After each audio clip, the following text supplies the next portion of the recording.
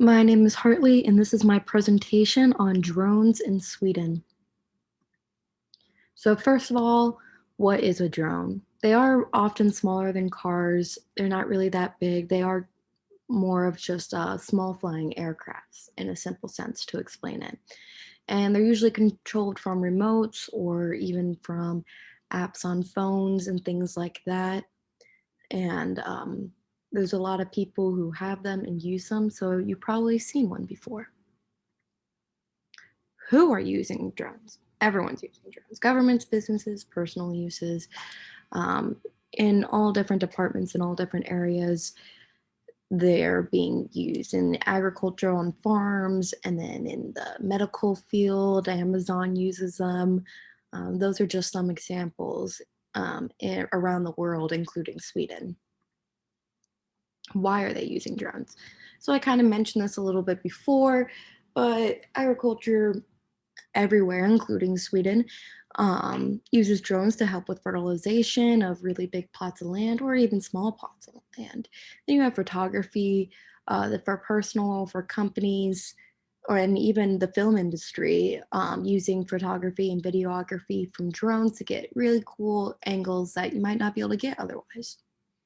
Medical help definitely helps speed up and get things to places that need to be gotten there faster, like medical equipment.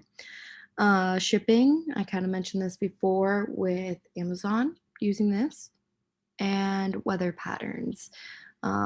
Drones can help detect different weather patterns, animal migration, and even changes in the environment.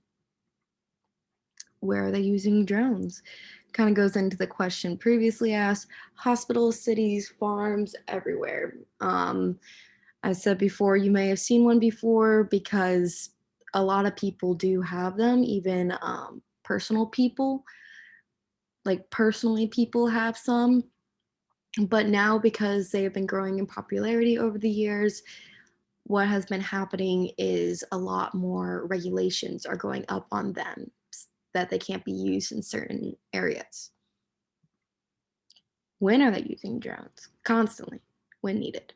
So drones are constantly being used, but for different purposes. So the example of fertilizing farmland, that is being used, drones are being used for that, but it's not constantly running 24/7.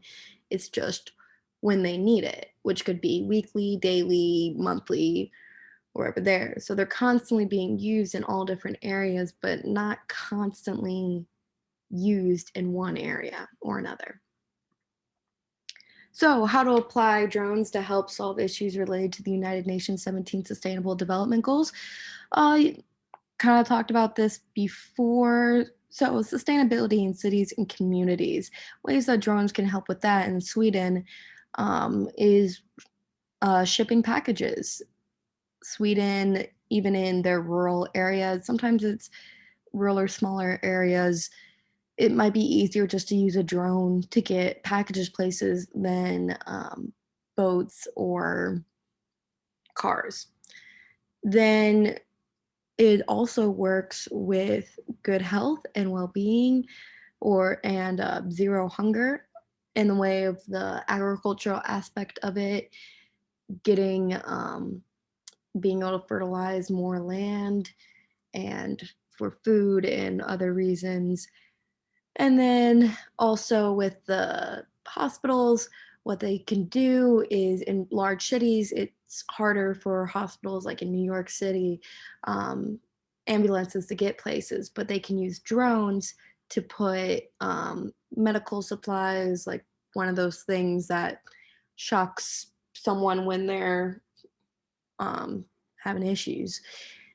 They can put that on a drone and fly it to an area with instructions for someone to help if needed. So yeah, those are just a few examples, but it definitely is helpful. So to end things off, two truths and a lie about drones. So you have to figure out which one's the lie. So here's the first, I'll list them off. The first one is drones aren't very affordable and they're really hard to get a hold of. Then the next one is people have created drones that you can stand on and they can control them while standing on them. And then the last one is that drones have many, many purposes and are not limited by the ones that I gave. The lie in that scenario was that drones are very difficult to get a hold of and they're very expensive. They do have a price tag, but that can be expensive. But you can even get the simplest one for $5.